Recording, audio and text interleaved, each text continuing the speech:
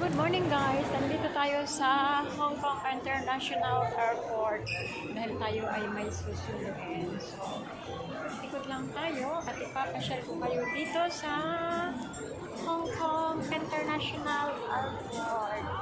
Ayan, dahil Easter Sunday. Ayan, Eastern muna tayo. Ayan ha. Eastern Sunday, Eastern.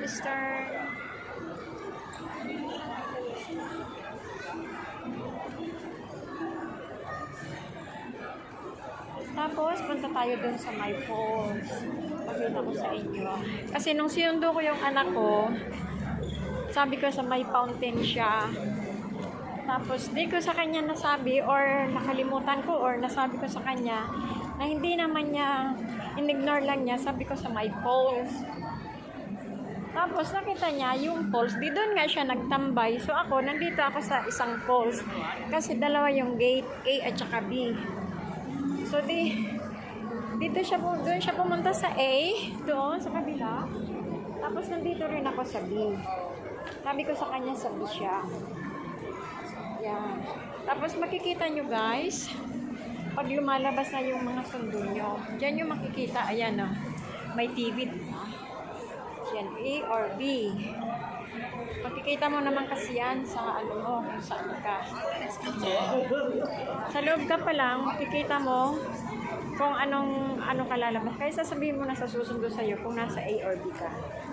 Diba? Kasi kung yung bagahe mo nasa dulo doon, nasa A ka lalabas.